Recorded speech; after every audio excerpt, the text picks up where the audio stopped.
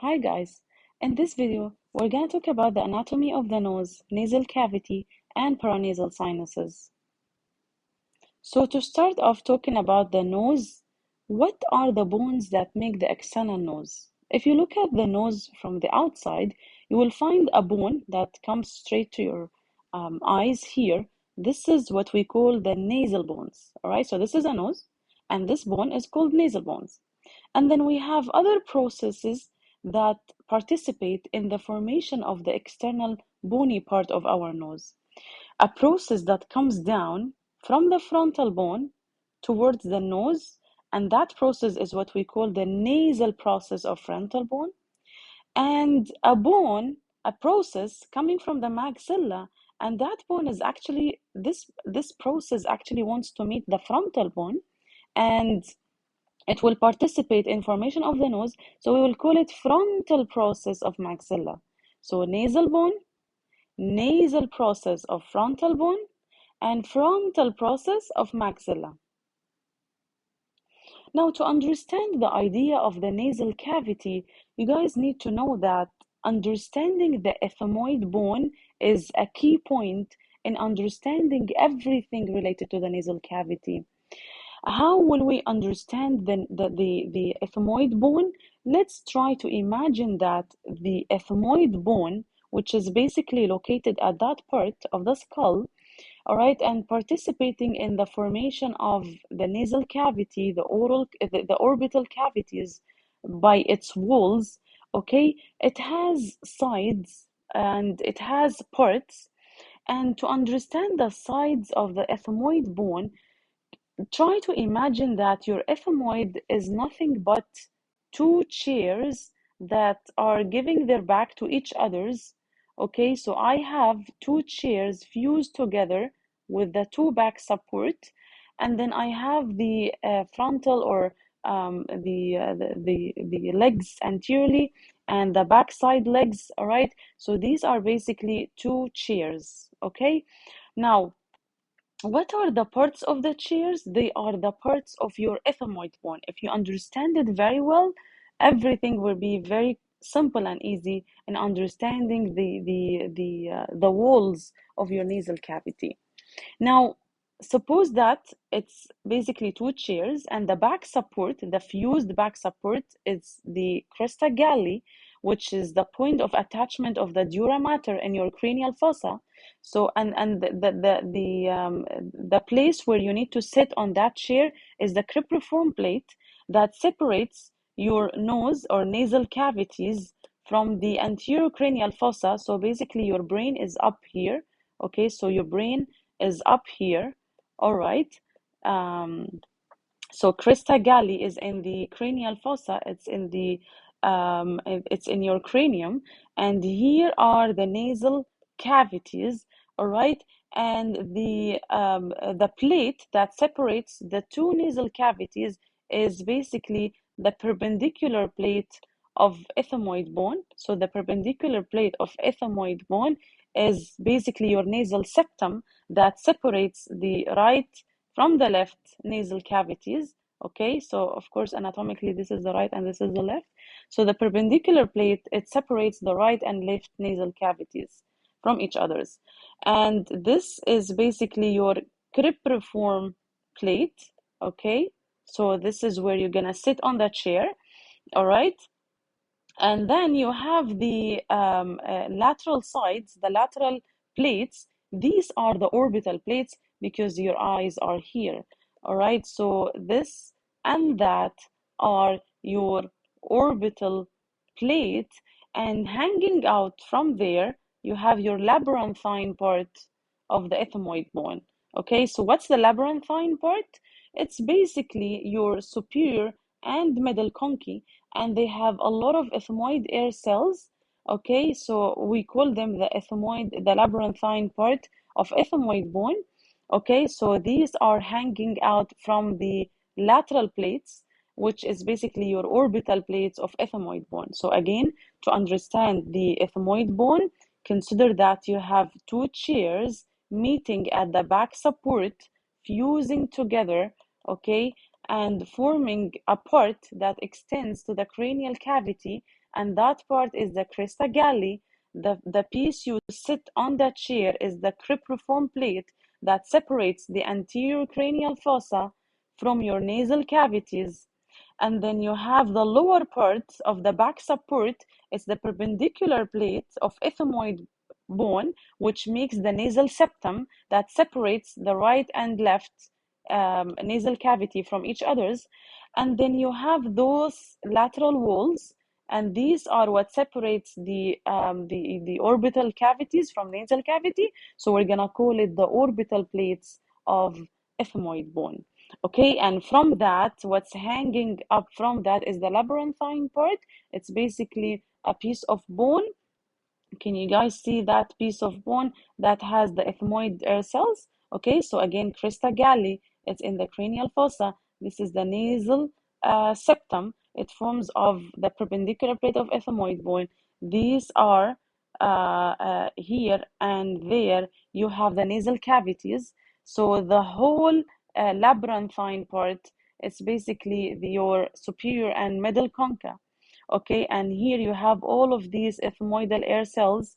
So the plate itself that bears these ethmoidal sinuses is what we call the orbital plates. And cribriform plates is basically what separates your nasal cavities from the cranial fossa. Okay, so we've said that 3 times now. Okay, if you still need to listen to that one more time, you can just repeat that part of the video. And with understanding this, everything is going to be very easy.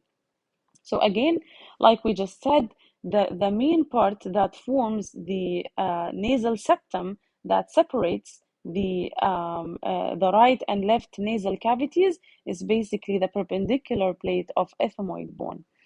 Adding up to that, we have two important bones that participate in the formation of nasal septum.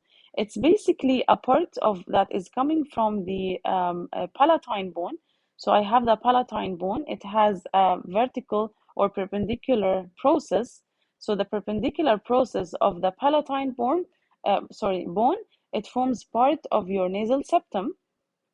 And also we have another piece of bone here, and that is what we call the vomer bone. Okay, so anterosuperiorly, all right, so anterosuperiorly, the nasal septum is formed by the perpendicular plate of ethmoid bone, and posteriorly, it's formed by the vomer bone. Okay, um, so these are the 3 bones, and then other than that, you have the nasal cartilage. It's basically a cartilage. It's not a bone, but it forms a part of the nasal septum, and that all of these bones are actually covered by the mucous membrane, like you guys can see in this. It's lined by the mucous membrane to finish off the story of the nasal septum. Okay, let's come to the lateral wall. So now we are talking about the nasal cavity. You guys have 2 nasal cavities separated by the nasal septum, all right? And what separates the one from another nasal cavities is the perpendicular plate of ethmoid bone. What separates the nasal cavity from the anterior cranial fossa is your cribriform plate, all right? And what separates them from the orbital cavities is your orbital plates. And what separates them from the oral cavities down is the hard palate. All right, so that is your mouth, the oral cavity down. Okay, so this is the oral cavity down, and this is your hard palate. So now we know all the walls with the roof and floor that forms the boundaries of the nasal cavity. Now we're talking about the lateral wall, which is formed by the orbital plate, and hanging off from that, we have the labyrinthine part with its 2 parts, which is the superior concha and the middle concha. Now, other than that, we have a separate bone that shares in the formation of the lateral wall. It's a separate bone, actually. It's not part of the ethmoid.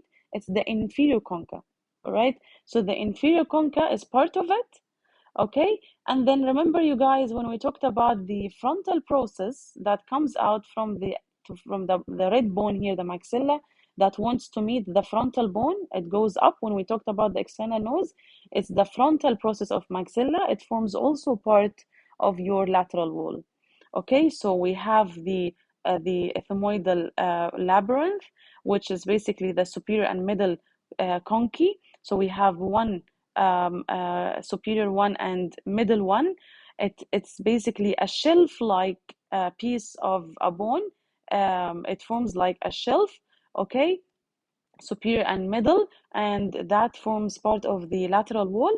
And then we have another shelf-like projection, but this is a separate bone, so we call it the inferior concha. And then we have the frontal process of maxilla, this red part, and they are all sharing in the formation of lateral wall. Now, you guys, when we talk about these shelf-like projections, and you guys can see how did I draw it here, can you guys see that the depressed parts that are below these shelf-like projections?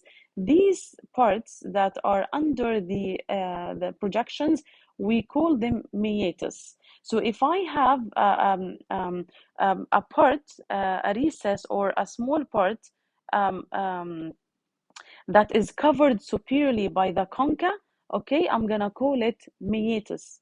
If it comes below the superior concha, I'm gonna call it superior meatus. If I have it covered by the middle concha, I'm gonna call it here middle meatus. Okay, if I have it here below the inferior concha, I'm gonna call it inferior meatus. Why the meatuses are important? Like I have here the superior, I have here the middle, and I have here the inferior. They are important because they are receiving the drainage of the paranasal sinuses, and we're gonna talk about that as we proceed. All right. So if you guys look at the lateral wall one more time, you have the superior concha, shelf-like projection from the ethmoid bone. You have the middle concha and the inferior, which is a separate bone, and they are all covered by mucous membrane. And in this picture, if we remove the conchae, we're gonna be able to see the superior meatus, the middle meatus, which is covered by the superior concha, and here, sorry, middle concha, and here we removed it, and the inferior meatus, which is basically covered by the inferior concha, but we removed it. All right, and if you guys look at a coronal section, you can see that how these shelf-like projections give us these recesses or these depressions. So if you look down to the superior concha, you guys can see the superior meatus. If you look at the middle concha, you can see the middle meatus. All right, if you look at the inferior concha, which is a separate bone, you can see down to it is the meatus. And again, they are very important because each one of them is going to receive the drainage from one or more of the paranasal sinuses or ducts. All right. So moving on, let's get to the next concept, which is the paranasal sinuses. And why do we need to have sinuses in our skull? Because they are air spaces. They are going to lighten the heaviness of the skull. We have them, and they are covered by mucous membrane. And at the end of the day, we need to drain them. So we're gonna get back to the meatus to know where does each one of the sinuses drain its mucus. All right. Now, what are the paranasal sinuses? We have three and three. So we have three ethmoidal air sinuses. We have anterior, we have middle, and we have posterior ethmoidal sinuses. And we have three, all right, that are not sharing the same name. One within the frontal bone, so we call it frontal sinus. One in the body of sphenoid bone, so we call it sphenoid air sinus. And one in the body of the maxilla, so we call it maxillary sinus. Okay, so we have three: frontal sinus, sphenoid, maxillary, and we have three ethmoidal: anterior, middle, and posterior ethmoidal sinuses. Now, the important question is, where do the sinuses and ducts drain? Now, let's memorize them and let's see how we will be able to remember them in the exam without having huge effort in that. Now, remember when we talked about the lateral wall and we talked about the meatus, and we said that they are basically depressions below the shelf-like projections, which are the conchae. So we said that we have a superior meatus, we have middle meatus, and we have inferior meatus. Now, let's start with the easy ones and proceed with the more difficult ones. You guys remember that I told you we have anterior, middle, posterior ethmoidal sinuses. We have frontal, maxillary, and sphenoid sinuses. Plus that, we have a very important duct that receives our tears from the orbital cavity. It's basically the nasolacrimal duct. It's a duct from the lacrimal gland. That's why, guys, when you cry, you can receive your tears from your nose. Is that correct? Yeah? So by the nasolacrimal ducts, you need to drain the tears into the nasal cavity. Okay? Now, how will we remember that? Let's start with the only sinus that has the letter S. The letter S is the posterior ethmoidal sinus, right? The frontal does not have, anterior ethmoidal does not, middle does not, maxillary does not, nasolacrimal is a duct, it's not a sinus. So the posterior ethmoidal sinus drains into the superior meatus. So the only meatus that has the letter S is receiving from the only sinus that has the letter S. So the superior meatus receives drainage from the posterior ethmoidal sinus. Check. Now let's see what happens with the next ones. Let's go to the next one, which is easy and simple.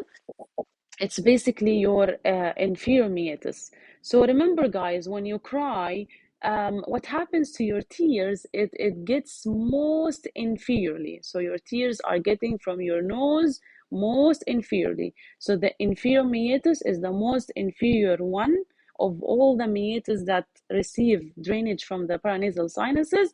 So that is basically receiving your tears from the nasolacrimal duct. Okay, so S and S, posterior ethmoidal sinus drain into the superior meatus, and the nasolacrimal duct drains into the inferior meatus. Now, what about the others? What's left over is basically the maxillary sinus, the ethmoidal, middle ethmoidal, frontal, and anterior ethmoidal. Now, so again, we said that the superior meatus received from the superior from the posterior ethmoidal sinus, right? So if you look at the here again, this is the superior meatus. It receives from the posterior ethmoidal sinus, and your inferior meatus, the inferior meatus receives from the. Can you guys see the yellow part here? It's basically how the duct drains into the inferior meatus. Okay, we have one extra which is not written here. I forgot to write it down, which is very simple and easy. The sphenoid sinus, can you guys see the sphenoid sinus? It drains into a depression between the ethmoid bone, because you guys know that this is ethmoid bone and this is sphenoid bone. There is a depression between them. We call it sphenoethmoidal recess. So the sphenoid sinus drains into the sphenoethmoidal recess. It's very simple and easy because this is the only recess that has the word spheno. Okay, so to the sphenoid sinus drains into the spheno, all right, ethmoidal recess. It's a depression, which is basically here between the ethmoid bone and sphenoid bone. So if we showed you that, that's gonna be here. This is the recess between the sphenoid bone and the ethmoid bone, okay? So this is basically the sphenoethmoidal recess. Now let's get back to the other sinuses and how will we remember them? If the exam question is straightforward and easy, you can say that if the sinus is not sphenoid, if it's not posterior ethmoidal, if it's not the nasolacrimal duct, so it's definitely the middle meatus. If that is an easy exam question, it's definitely the middle meatus as a whole. If the exam question is very specific and they want you to know where do they drain, okay, now let's see how we will remember them. In the middle meatus, you guys, if you look at the middle meatus, we have something called semilunar hiatus. It's semilunar in shape. And because it has a fancy and cutie name, which is as a semilunar hiatus, the most important sinus is going to drain into it. It's basically the maxillary sinus. Maxillary sinus is the biggest, it's the most sinus that causes infections and troubles. So it wants to take the most fancy and cutie name. So the maxillary sinus is going to open into the semilunar hiatus, which is basically this one.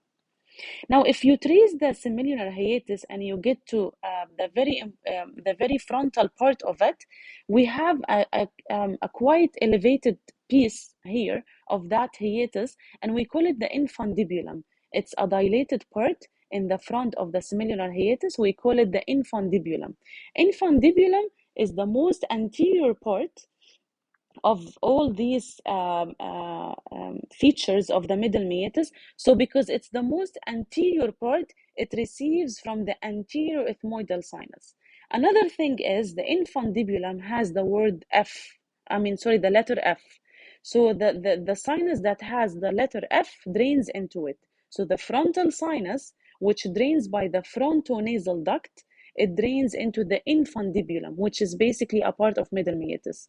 So in the infundibulum, you are receiving from the frontal sinus and from the anterior ethmoidal sinus. The semilunar hiatus receives from the maxillary sinus. All right? And these are all lying in the middle meatus. Other than that, if I have S, so the superior meatus received from the posterior ethmoidal sinus, the most inferior one received from the tears, the nasolacrimal duct, and then you have the sphenoethmoidal recess receives from the sphenoidal sinus, and then the last one is the middle ethmoidal sinus. It receives from something called ethmoidal bulla. So bulla is basically a bulging into the middle meatus, and this bulla is actually formed by the middle ethmoidal sinus. Okay, so because it's formed of it, it's definitely going to receive from it. Okay, so it's the only ethmoidal sinus that has the letter M. So the middle ethmoidal sinus drains into the ethmoidal, okay, bulla. Okay, so how we will remember that? It's the ethmoidal one, the ethmoidal, middle, M and M. And even if you cannot remember, just remember that the bulla is formed by the middle ethmoidal sinus. It's the middle one, it's the middle part of the meatus. It's made by the middle ethmoidal sinus, so it receives drainage from the middle ethmoidal sinus. So now let's recap. We have three ethmoidal sinuses and three others. They drain into the meatus, into the lateral wall. How we will remember them? The first one, and easy, it's the posterior ethmoidal sinus. It has the letter S, drains into the superior meatus. And then I have the nasolacrimal duct, which drains the tears most inferiorly, so the inferior meatus. The rest of the sinuses drain into the middle meatus. Okay, and we have one extra, which is the sphenoid sinus. It drains into a recess between it and the ethmoidal bone, and we call it the sphenoethmoidal recess. The rest of the sinuses drain into the middle meatus. How will we remember where exactly? If I am in the frontal dilated part of the semilunar hiatus, we call it infundibulum, its most anterior part. So it receives from the anterior ethmoidal sinus, and its infundibulum, it has the letter F, so it receives from the frontal sinus or frontonasal duct. And then I have the semilunar hiatus, and it has a fancy name. Maxillary sinus is the most important one, so the maxillary sinus drains into it. And then I have a bulge into the middle meatus formed by the middle ethmoidal sinus, yes. So definitely the middle ethmoidal sinus is going to drain into it. All of these sinuses are draining into the middle meatus, all right? I hope you guys now remember all of them. If not, just repeat this last couple of minutes, and I'm sure by the end of that you will be able to tell them. They will be able to tell them in the exam without the need to memorize. Okay, now it's very important to know that the bones that separates all of these cavities are actually very thin. So that's why it's very easy to spread infections between the paranasal sinuses and other surrounding cavities. Now, the most important things that you need to know is, and this is an area of exam questions. Of course, here you know that this is your frontal sinuses, and these are maxillary sinuses, and here you have the ethmoidal sinuses, and these are the orbital cavities. There is a small piece of very thin bone in the medial wall of the orbital cavity, and that separates the orbital cavity from the nasal cavity. We call it lamina papracia, and this is a piece. It's a very very thin piece of bone, and because it's very thin, infection in the nasal cavity or ethmoidal sinuses can easily spread into the orbital cavity and cause infection on the eye. So it's very important you know that there is a communication between these two cavities, and that is because the bones that separates these cavities are very thin, paper thin. Okay. Another thing is that maxillary sinus, it has also very thin piece of bone that separates it from the nasal cavity, and that's why sometimes a patient can present into a clinic with a tooth infection, and then they find out. Sorry, I was pointing at the upper border of the maxillary sinus, and now I'm talking about the oral cavity, and here are your teeth. So sometimes they find out that the source of infection is actually maxillary sinusitis. Okay, so a patient can come to a dental clinic with infection in his upper tooth, and then you need to think about an x-ray to check if there is any problem with the sinuses, because there is a very, again, communication with a very thin, paper thin bones separating the maxillary sinus from the oral cavity here, and you have to think about a problem with the maxillary sinus. Okay. Now we are coming to the last point of the anatomy of the nasal cavity, which is basically the arterial supply. Now, if we talk about the arterial supply, think about your common carotid artery, as it gives you two branches, the external and the internal. The internal goes to the cranial cavity, all right, the internal carotid artery, and then the external carotid artery is basically artery of the head and neck. As it proceeds up the external carotid, it gives three anterior branches, two posterior branches, and it terminates as maxillary and superficial temporal. Now, the maxillary is very important because it gives me so many important branches related to the nasal cavity. And then from the anterior ones, we have the facial artery. Okay, so I'm trying to give you the most important ones that will participate in the blood supply of the nasal cavity. And other than that, from the internal carotid artery, which goes to the cranial fossa, it will give you one important branch, which is the ophthalmic. And from the ophthalmic, all right, there is anterior and posterior ethmoidal arteries. So we have from the cribriform plate, I have anterior and posterior ethmoidal, all right, ethmoidal arteries. So I have anterior and posterior ethmoidal arteries. They are coming from the ophthalmic, which is a branch of internal carotid. Now from the maxillary, I have an artery that goes also to the nasal septum, which is what we call the sphenopalatine, okay, the sphenopalatine artery. Why do we call it sphenopalatine? Because it comes from the sphenoidal part, from the sphenoid bone here, and it goes all the way, and it exits from the incisive foramen to supply the palatine, or the palatine bone, or the palate. Okay, so because this is the course of that artery, is sphenopalatine artery. I have another artery that comes down from the pterygoid canal, and it shows up in the oral cavity, which is the greater palatine artery. We call it greater palatine because it supplies the hard palate, and this is a bigger part than the soft palate. So the greater palatine artery is a branch of maxillary. So maxillary gives me sphenopalatine and greater palatine, and both of them, they will meet. I'm sorry, here is the incisive foramen here. It's not here. So the sphenopalatine comes here, and the greater palatine comes here, and they meet together and form here a united branch. All right, and so again, the sphenopalatine and greater palatine are branches of the maxillary, and they participate in the blood supply of the nasal septum. All right, so here we said that we have the sphenopalatine, okay? Sphenopalatine, we said that we have the greater palatine, and then we said that we have the anterior and posterior ethmoidal branches of ophthalmic, and there is also one branch comes from the facial artery, all right, from the facial.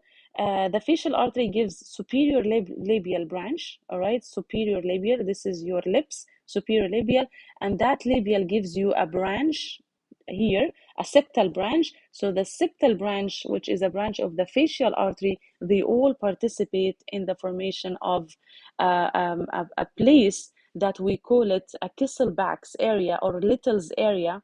It's a common area for epistaxis. Epistaxis means bleeding of the nose, bleeding of the nose. And the reason why we can have a frequent bleeding from the nose, and the source could be the anterior inferior part of the nasal septum.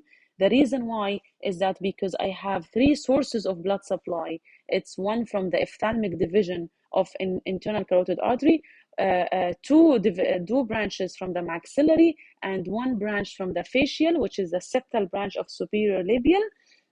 These are all coming at a point here, which what we call the Kisselbach's area. It's in the antero-inferior part of the nasal septum. Okay, so the Kisselbach's area, it's an area that receive blood supply from different sources. It's a weak point because it has blood supply from different parts, so it can be easily, one of them can be easily ruptured, causing epistaxis. Where exactly? In the antero-inferior part of the nasal septum. If you guys look at the nasal septum, this is basically the antero-inferior part of the nasal septum. Okay, so many important concepts we explained in this slide, and they are an area of exam questions. A lot of exam questions can be asked from this slide. Okay, so make sure you understand the concept. Now, the last thing is basically the innervation. I'm not going to say much other than the previous thing. We have the same names of the blood supply, but we will say them in terms of nerves. So we have anterior and posterior ethmoidal nerves, and these are arteries of the ophthalmic nerve. All right, and then we have the but sorry, we don't have sphenopalatine. All right, we have nasopalatine, the nasopalatine nerve, all right, replaces the sphenopalatine artery. Okay, so when we talk about this one, replaces this when we talk about the innervation. Okay, other than that, we have the same names. We have anterior and posterior ethmoidal nerves. They are branches of the ophthalmic nerve. We have the nasopalatine. All right, we have the nasopalatine nerves. They are branches of maxillary nerve. We have the greater palatine that runs in the pterygoid canal and shows up in the oral cavity, and it goes all the way and goes up from the incisive foramen to give supply to the nasal cavity. This is the greater palatine, all right, palatine nerve, exactly same pathway of the artery, and it comes out from the greater palatine foramen. It runs on the hard palate, and it shows up in the nasal cavity from the incisive foramen. Okay, so we have the same names, but the only thing we will replace it is the nasopalatine nerve will replace the sphenopalatine artery. Also, these things, the greater palatine or nasopalatine, they are branches of the maxillary, the same idea of the arterial supply, and the ethmoidal, all right, anterior and posterior are branches of ophthalmic. But the only difference here is that these nerves are branches of the trigeminal nerve. Okay, this is a trigeminal. We don't have something called carotid nerve, of course, because we were saying now that the ophthalmic artery and maxillary artery are branches of internal and external carotid, right? Here we don't have carotid nerves, we have trigeminal. Okay, so the ophthalmic and maxillary divisions will give you the innervation of the nasal cavity. The same names, we're going to take them, except the nasopalatine nerve will replace the sphenopalatine artery in terms of name, but the same course and same pieces that are innervated. Thank you guys for listening. Thank you. Don't forget to like and subscribe, and see you in the next concept.